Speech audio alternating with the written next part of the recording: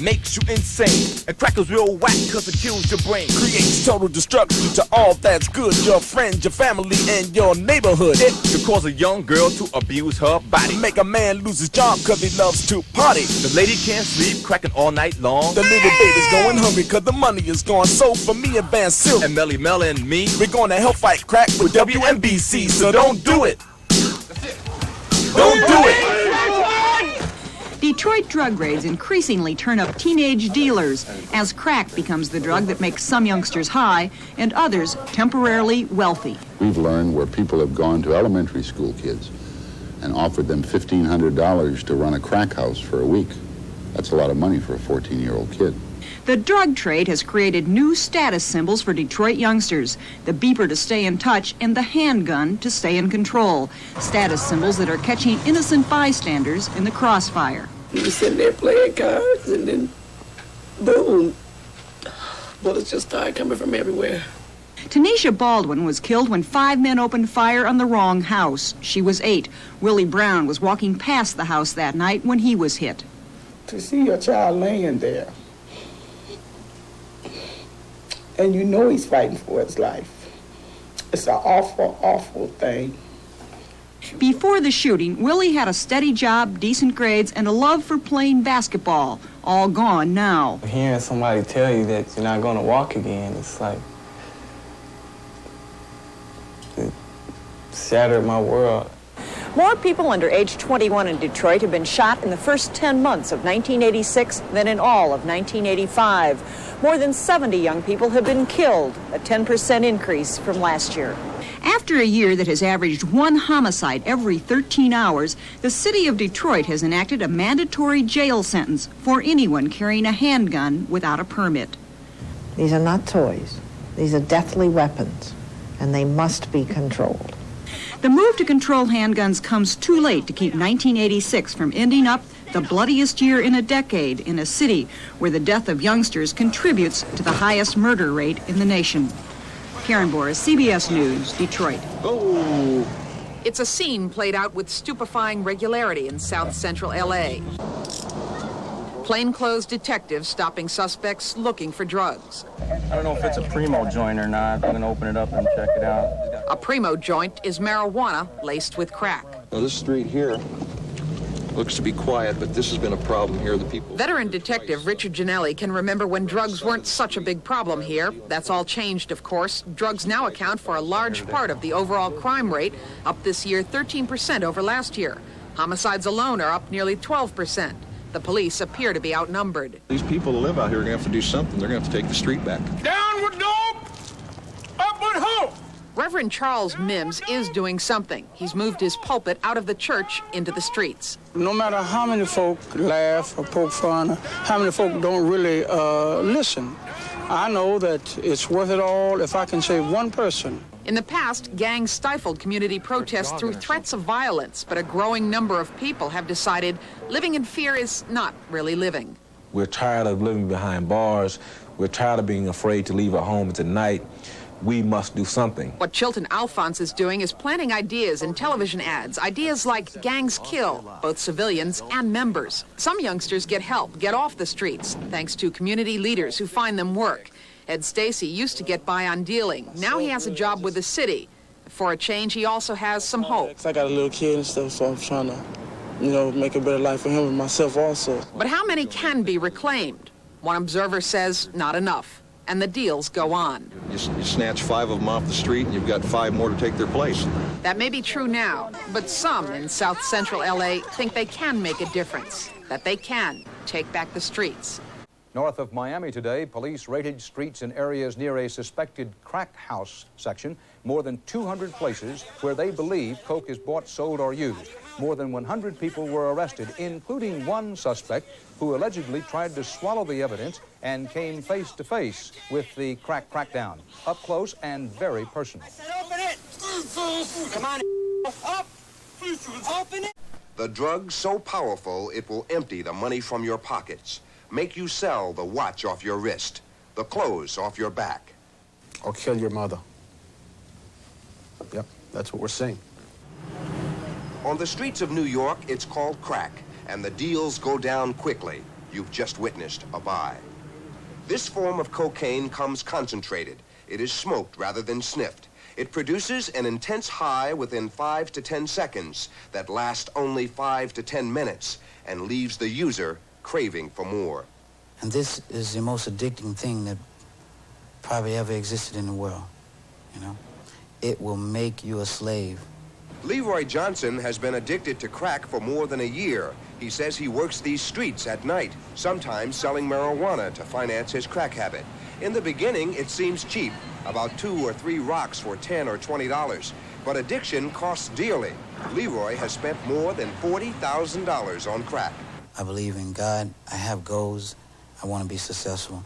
But this is a problem, you know. This is a very addicting thing. People will violate every principle, every value, everything they hold dear to them when they get hooked on this.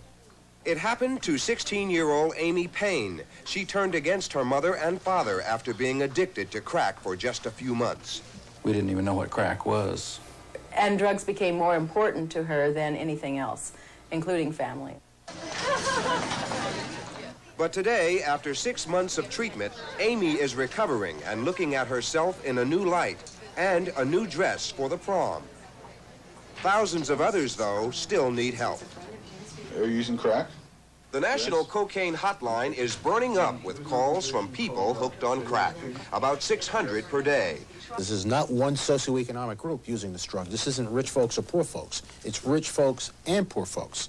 And it's blacks, whites, Hispanics. It's across the board. Crack is such a menace in New York, the city has declared war on it.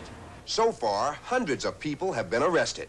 But finding crack is still easy. It took federal drug enforcement agents no more than 10 minutes in broad daylight.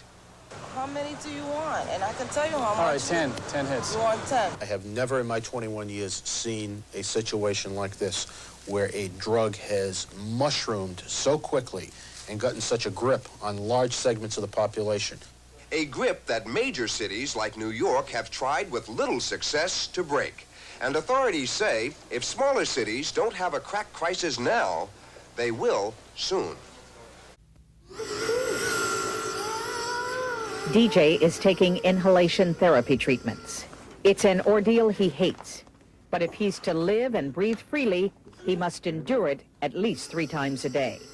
All because his biological mother smoked crack during her pregnancy. Bob and Candy Rude, DJ's foster parents, are adopting him. They say at first they were angry about DJ's condition. I went through that. I went through, well, maybe they should do something to this mother. She should see what's happened to this child. Born 8 weeks prematurely, 2.5-year-old DJ suffers from respiratory diseases, cerebral palsy, vision and digestive problems, and delays in speech and motor development. Doctors say his mother's drug abuse has condemned her child to a lifetime of medical and emotional problems. I don't know what caused her to go on drugs. I know her life can't have any quality to it. So I'm not going to sit here and judge her, but I would say to anyone out there, get help. Easier said than done, according to Joy Anderson and other recovering crack addicts. Joy used crack throughout her last pregnancy. She admits having a healthy newborn was the last thing on her mind. When you smoke cocaine, you don't think about nothing. You don't want to eat. You don't want to sleep. You don't even want to change your clothes. All you think about is that next high. It's a sickness. If the crack addict is a pregnant woman, the damage of addiction is especially severe because the drug appears to go straight through the placenta to the fetus. When a pregnant woman takes cocaine, her blood pressure shoots up, and the blood vessels in her body that feed the fetus from the mother constrict down, so the fetus isn't getting oxygen or nutrition during that period. The results are babies with low birth weights and neurological damage. The question is what to do with them. In Los Angeles, efforts are underway to help these children. The King Drew Medical Center, a public hospital, is now routinely testing the urine of newborns for signs of drug exposure. If the test is positive and the mother is determined unfit to care for the baby, the child is placed in a foster home by the County Department of Children's Services. But the epidemic of crack babies has resulted in a shortage of foster homes. So it was decided something should be done, if at all possible, to keep the babies with their mothers. My name is Bessie, and I'm a cocaine addict. Hi, Bessie. And right now I'm working on... For half of them, the program is working. 31-year-old Myra Jones lost 2 of her children to foster care because they were born with crack in their systems. A grammar school playground is one of the few sanctuaries left for kids. Police say now many parks in East Oakland have been taken over by drug dealers. And what's worse, the few kids there are being recruited to sell the dealers drugs. It's a sobering thought for cops, but especially for parents. If I was to find out that my 7-year-old was off into drugs, I think I would want to hurt someone.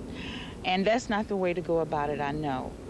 I don't know what to do. I don't know how I can be stopped. Oakland juvenile investigators say they arrested a suspected drug dealer yesterday. They claim he was trying to recruit a 10-year-old boy to sell rock cocaine.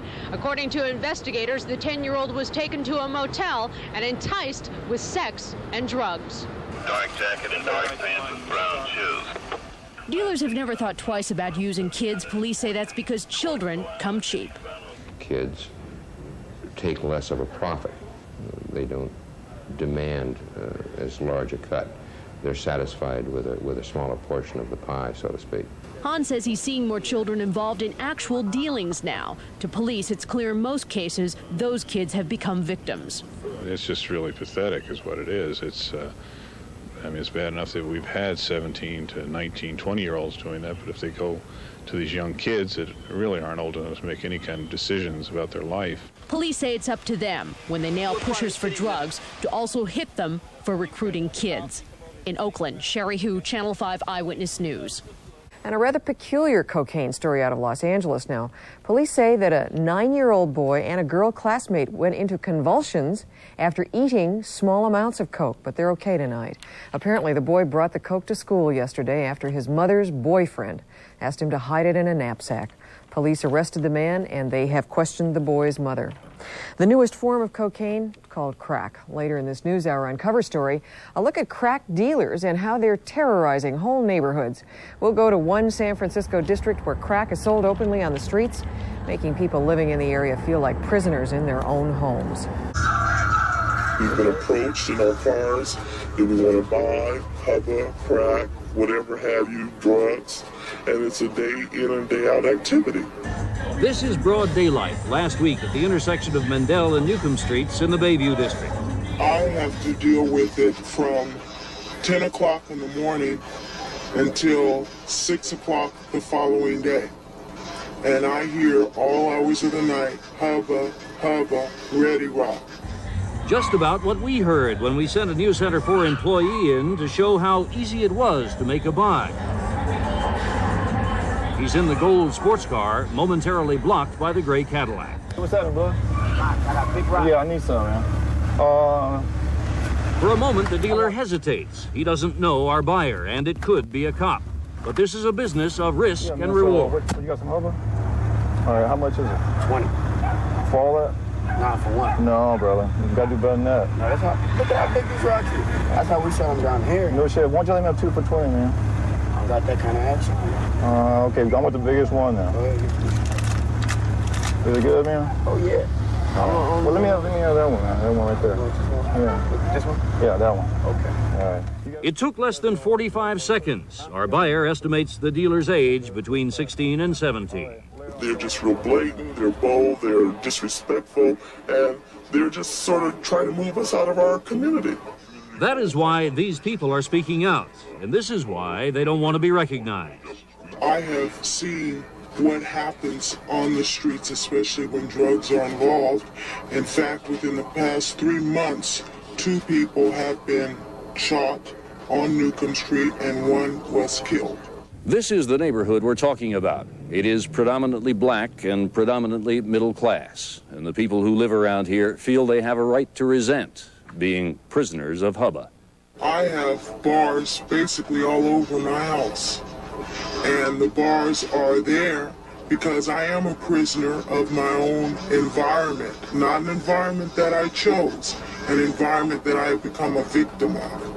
And they are prisoners in more subtle ways. many of the people who live here have careers. They'd like to bring the boss home for dinner, but they can't.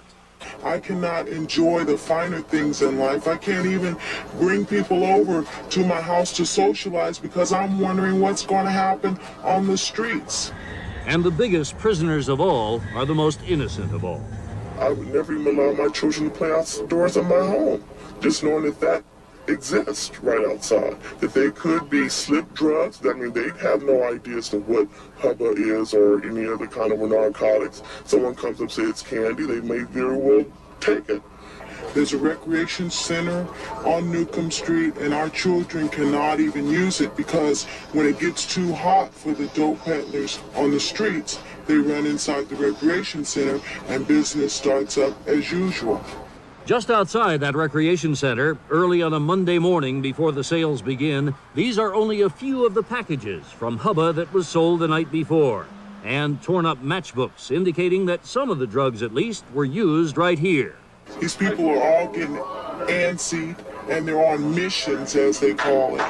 And when they're on these missions, they're on missions all night long. And at that point, they will attack anyone so that they can get another rock. Hey, our safety's at danger. Hey, our future's at danger. Our children's safety is at danger. Those are fighting words, and these fighting citizens have some advice to pass on to other communities where drug dealing may not be as obvious, but where it is at least as insidious. If you turn away, the problem's gonna get bigger. It's not gonna get any better. It's not gonna go away. And just like it creeped into the Bayview area, it will creep into every area. There is no safe area when you're talking about cocaine. And this is what the mayor says has done the trick, those massive drug raids that Miami's SWAT teams have been carrying out over the last 2 years. Suarez says they've effectively targeted school zones. I have not had the same complaints from principals that I was having 12 months ago. And the principal at Coconut Grove's Tucker Elementary School backs the mayor up. He says there used to be a drug supermarket in plain view of Tucker's classrooms and students, but now they're not witnessing it as a daily activity, a way of making money directly in front of the school. You're satisfied that's a real improvement? It's a terrific improvement, and I really wasn't sure whether it could be done. Principals at some other schools in drug-ridden areas largely agree. They say that blatant drug running near their schools is down, and they give the Miami police sweeps at least partial credit. But nobody is saying that the drugs are gone, just that they're better hidden. There are apparently new drug houses just down Williams Street from Tucker Elementary, and neighborhood kids say that drug-selling hours on the corner have changed. Instead of like during the school days, they do it at night now. Yeah, it's very crucial. They come around all night, running to cars, selling it. People can't go to sleep because they're making noise, running to the window, screaming, hey, you want to buy a $10 crack? City officials say if drug selling that used to be open in spots like this has gone at least partially underground, that's cause for hope. Under arrest, Emmy Gross Barber, the so-called family matriarch, her 3 sons, and 7 others. Authorities say they've been producing this crack cocaine since 1982, taking in as much as $75,000 a week. When we say in family, we're talking cousins, uncles, fathers, nephews. They're all Davises. It's one big organization. Investigators say the Davises have controlled more than 50% of Northwest Fort Lauderdale's drug business. The area is called Tater Town, named after one of the Davises. All the kids that's riding around on the bikes, they spotters. They riding around looking for police. Police say the operation flourished by giving neighbors a cut of the action, in effect, buying their silence. They had the whole neighborhood tied into it. They was paying people's water bills, light bills, phone bills. The Davises may now be somewhat out of business, but cops predict another family of drug kingpins will move in where they left off in no time. These youngsters are the lucky ones. Their parents are paying the Harborview Hospital in Miami as much as $15,000 a month for therapy, counseling, and a drug-free environment. I was into freebase really heavy. I was smoking countless rocks every day. On the street, they call it rock, a more concentrated, highly addictive form of cocaine, more commonly known as crack. Because it's cheaper to buy, it has become so plentiful, police can hardly cope. And at some drug treatment centers, abusers find waiting lists as long as 90 days. drugs. Talking to treatment professionals across the country, they're all in pretty much the same boat. The interesting thing is that it used to be that you'd have to go to the major cities to find cocaine. With the introduction of crack, even the tiniest cities are seeing crack addicts. Young addicts say their craving for crack consumed them. This young man had to steal as much as $600 a day to feed his habit. While waiting to get into a drug program, he continued his career as a home burglar to finance his habit. It took at least 2 weeks because I went back out and did more. I knew that I needed help, but I didn't know who to go to. You know, I told my parents that I was on drugs and that I was stealing from them and robbing houses and stuff like that. The crack epidemic is spreading faster than campaigns to hold it in check. Drug abuse experts say there are not nearly enough drug treatment centers nationwide to meet the demand. Illegal drugs are promoted differently. Movies, records, and videos, for example, often treat them casually, many times with humor. This translates into a pervasive feeling that drugs are somehow okay, somehow positive, harmless. That feeling has nothing to do with sound information or what is real. And then there's word of mouth. One person passing misinformation about drugs on to another. Just because someone uses doesn't mean he or she knows anything about a drug except how it makes someone feel. You know, I was wallowing in my own self-pity. And no matter how fun that is, it is just an escape. I mean, I didn't want to face the fact that, that I wasn't, that I wasn't happy, and I loved feeling sorry for myself, and drinking just helps you so much, or just doing drugs, because, you don't have to face that. I mean, like, when I stopped, I couldn't, I didn't know who I was. I mean, it's like, it's so easy just to get high and then act high. That's all you have to do. You don't have to show yourself. You don't have to grow. You don't have to change. Because you don't grow up when you're getting high. Because you don't act like yourself. You act like the drug you're on. The National Institute on Drug Abuse estimates some 35 million Americans use illegal drugs. Few of them knew what they were putting in their bodies when they first decided to do drugs. I woke up and I was laying in my bed thinking, and I seen where my life was heading, which was nowhere.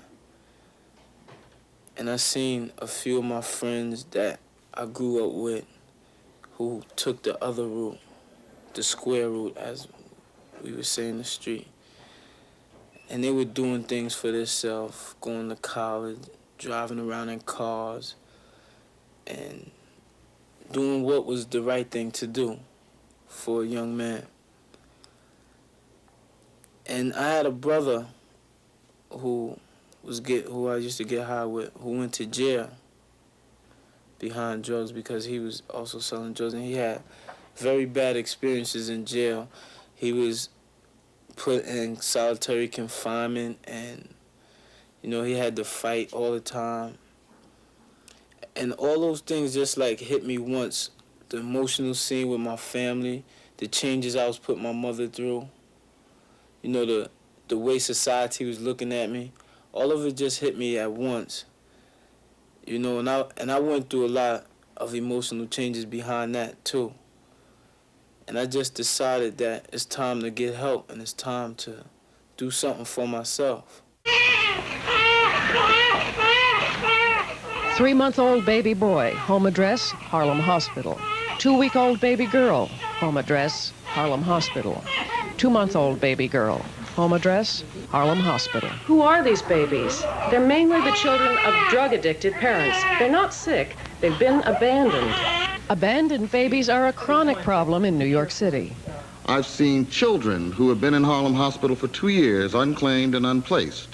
And it's gotten worse. The crisis of the border babies is the legacy of the recent crack epidemic. Harlem community activists want the children in foster homes by Christmas. We are requesting that the Office of Special Services for Children and the mayor and the governor and whoever else can wave that magic wand so that we cut through this red tape, will allow these families, as they are recruited through our area churches, to come forth and take these youngsters out of the hospital.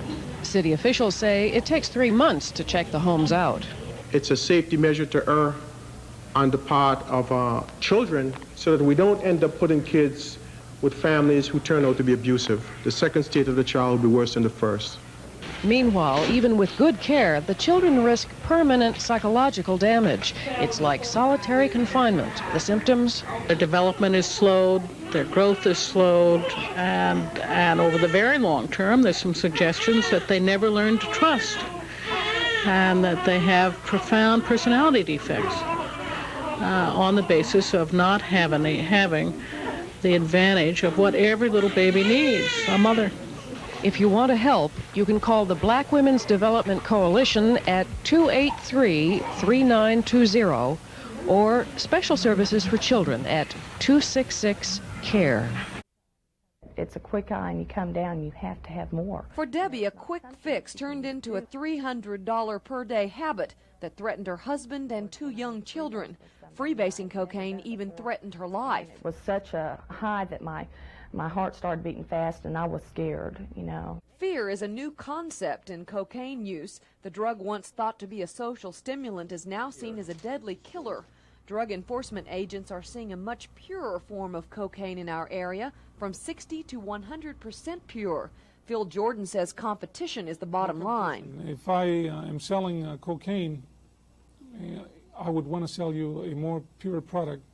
Therefore, I would eliminate my competition that's selling you 50% pure. If I can sell you 100% pure, you're going to come back to me. Crack, a popular refined form of cocaine, is also causing new trouble. It's smoked and hits the brain within seconds. Snorted cocaine filters through the mucous membrane and takes several minutes to reach the brain.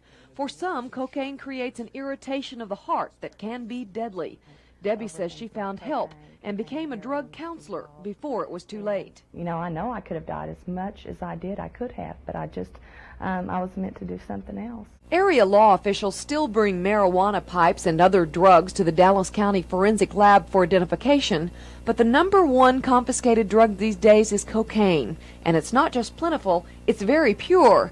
In the past, most cocaine tested here was diluted by 50% or more. Recently, the amount and the percentages of cocaine have increased dramatically, and probably now average, say, between 50% and 80%, with the unique ones now being 20%. Federal drug enforcement agents say new competition is responsible for such potent cocaine, and many doctors believe the pure drug is responsible for health problems and deaths.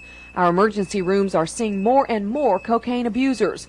The drug stimulates brain nerve circuits which create a type of euphoria.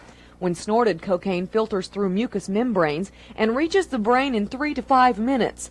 But a more refined form of cocaine called crack is smoked and reaches the brain in seconds. Many doctors believe smoking or injecting cocaine is extremely dangerous. Medical examiner Charles Petty says he's seen deaths from all forms of cocaine use. And the cocaine actually causes irritation of the heart. The heart goes into an abnormal rhythm and death ensues. That's the usual way. Dr. Petty says that unfortunately we don't know who will have a fatal reaction to cocaine or exactly how much is deadly. But doctors do know that this drug, once thought to be a type of social stimulant, is now considered a dangerous killer. San Mateo Municipal Courtroom was filled with the county's latest effort in the drug war today. 19 people arrested yesterday after a 6-month-long undercover investigation for the alleged sale of crack. Sergeant Dale Switzer heads the county's year-old narcotics task force. He says they first started seeing crack 9 months ago on the streets of East Palo Alto, and now he says its use has spread up the peninsula. Now in South County area, it's almost 80% of what we're seeing. It's almost difficult to buy the powdered cocaine or the cocaine hydrochloride. And now we're starting to see raw cocaine in San Mateo all the way up to Daly City. One reason crack is so popular is because this form of cocaine can be sold in smaller amounts. A bag like this can be purchased on the street for $10. Agents say it was along this stretch of El Camino that 50 small purchases were made. The way people are talking, you can get cocaine at any bar here in the peninsula, or, almost, it's like if you want it, you can get it. Jim Frank heads up a substance abuse program called Clinton House in San Mateo. The rise in the use of crack has him concerned, not only because it's believed to be 10 times more addictive than cocaine, it's also dangerous. In San Mateo County, there has been twice as many overdoses on cocaine in recent years as heroin. Narcotics agents say this latest sweep is just the tip of the iceberg, but they hope to send out a clear message to buyers and sellers. Hopefully it will show them that this county is not a good place to sell drugs. Melly Mel, Van Silk in the place to be. So let's help fight crack with WNBC. Don't buy it, don't try it, don't touch it, don't take it. Get with it, hop to it, yeah. Don't do it. Don't do it.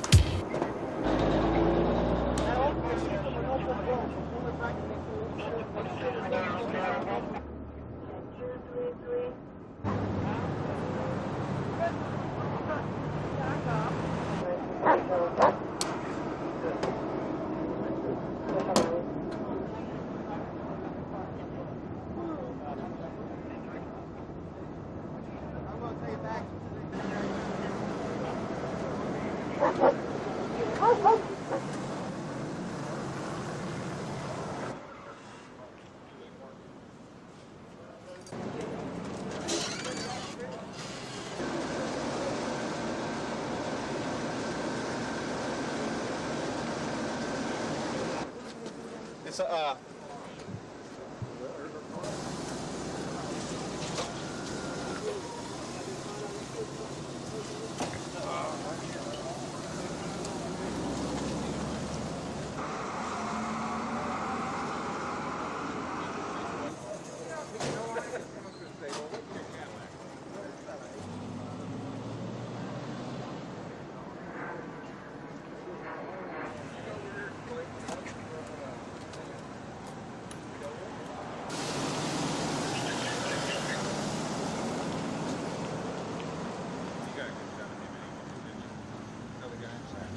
Fine. Does he with you like you were right now? Okay, that's it. That's light, right? Wouldn't have been better off staying out of this area, I'll tell you that, man. What's going to happen to me now? We're going to take you down and find out who you are. If you were trying to peddle drugs on Humboldt Avenue, the question you had to be asking yourself was, do I feel lucky today? These two people weren't lucky, and they weren't very smart either, because a 6-block area of Grove Hall had cops on every corner and every street today. Their license was suspended. Get warrants on it from Norwood. It's all Class Teapot. She said she stole it off another dealer. These two didn't exactly fit the bill of heavy-duty pushers, the dealers of crack and heroin, who control the traffic, even the streets of Grove Hall. Someone who knows these streets well is Nathaniel Esquia. He runs a drug rehabilitation center now, but his knowledge runs deeper. He's a former drug addict, and to feed his habit, he was once a criminal too. There's an organized structure where they have some of the youth that they use as lookouts, runners, checkers. Then there's activity that's taking place in some of the apartment building hallways. It's up these once, and in many cases, still stately Roxbury side streets that neighbors say they're held hostage. And there's kids in the street will tell you that I got this, I got that, I got the best. And then you make your contact with one of whatever you think from what you hear, from what they're saying. You know, one will come up to you and take the money, leave, and another one will come back with your drugs. Inside the labyrinth of apartments, many of them unoccupied, are the armed dispensers of drugs, the dealers themselves. Just look at here. You know, you can run from one roof to another roof to another roof. You don't know what apartment they go in and all that. But we've Deputy been Superintendent William Sylvester disagrees with critics who say the police aren't doing enough. He says the problem isn't the cops, it's the courts. You look at the people that we arrest here every day. They've all been busted 3, 4, 5 times before, you know, and they're back out in the street. They beat the police back out on the sidewalk. Humboldt Avenue and Grove Hall have seen a lot of policemen since the sweep began last week. Just how long the cops will stay, though, is unclear. Last Sunday, Mayor Ray Flynn optimistically cited an increased number of arrests He even inflated the street value of those seized drugs by $90 million, a result, it turned out, of bad departmental arithmetic. But the residents of Grove Hall say the situation is out of control, and they want more, much more, from both the cops and the courts. For the 10 o'clock news, I'm David Boeri. Crack smoking has become so widespread in New York City that police officials say it's now as popular as marijuana. In a new twist on their effort to cope with the crack epidemic, police today announced a program of impounding the cars of crack buyers. It began over the weekend and 30 cars were seized, 27 of them from out of state. The message that I want to leave today is if you come to New York to buy crack, bring car fare and be prepared to take the bus back. In northern Manhattan, crack-related killings are blamed for a 63% rise in the murder rate this year. Washington Heights is one of the area's and the nation's busiest crack neighborhoods. Pam North is a block association leader there. People are armed, people are dangerous, and people are acting irrationally, and that's something that you always have to be aware of 24 hours a day. Police here are bracing for more crack-related violence as some users start to mix it with the hallucinogenic PCP, or angel dust, making a so-called dusty roller. A former user tells of committing a holdup under the influence of a dusty roller. But if he moves, you kill him. That's what mainly was going through all of our mind. You get crazy because it's all speeding. You're speeding like 100 miles an hour. You're going so fast, and that's how your mind starts working. And when the mind is going that fast, it's just normally for it to become violent. The dusty ruler will follow the same route around this country that crack has already done, with one change. It's potentially more dangerous. The first use of dusty roller is also being reported in Philadelphia, Detroit, Washington, D.C., Houston, San Francisco, and Los Angeles, where it's also known as whack or space blasting. The Roman Catholic Archdiocese of New York plans to hold a candlelight prayer vigil against drugs Thursday night and has asked that the lights at the Statue of Liberty be temporarily turned off to symbolize the loss of liberty caused by the use of drugs. Richard Valeriani, NBC News, New York. He's a crack addict. Strung out on drugs, he wanders into the Miami Beach Police Department and, as a last resort, asks to be thrown in jail. Police say they've never seen anything like it. He felt that drug programs weren't working and that he wanted to go to jail and do some time, 6 months, maybe 9 months of cold turkey, and labor in prison would help him kick the problem. He is Miguel Marinas, and he's under the crack spell. That's the devil in disguise, that's right. On crack for 2 years, Marinas lost his job, his home, his friends, and his self-respect. You don't want to eat, you don't want to sleep, you just want one more rock. In order to get the 30 rocks a day he smoked, he stole money from cars, breaking into an average of 15 every day. He knew he needed help and insulation from the irresistible crack, so he asked to go to jail instead of a volunteer rehabilitation program. It's for my own good, for my own health. I'm burning myself out there in the street. The question to ask now is this: will jail, simple isolation, end Marinas' life as a crack addict? I don't know for anybody else, but for me, yes. Marinas says he'll need about 6 months to dry out, but he might not get that. If breaking and entering charges filed against him don't stick for some reason, or there's a legal technicality in his favor, he'll be released. In the meantime, he hopes he's never tempted by crack again. But I can promise you that when I get out of here, 6 months from now, a year from now, anybody who offers me a rock, I'm going to beat the daylights out of them. Just say no. Just say no. That's the theme woven throughout a song written by the New Generation Band. They practice at one of the 7 branches of the West Dallas Community Centers. It's all part of the center's drug education and prevention program. You have, something to do, something to look forward to, like every week, you just get out the streets and away from the depression, What we found is that a lot of kids, not just in West Dallas, but all across the United States, are losing hope, and we try to give them hope, not dope. The program dishes out hope early in the form of alternatives to build self-esteem and pride. 4th grader Moses Hernandez has been using the center's computers for 4 years to improve his spelling, work math problems, and have a little fun.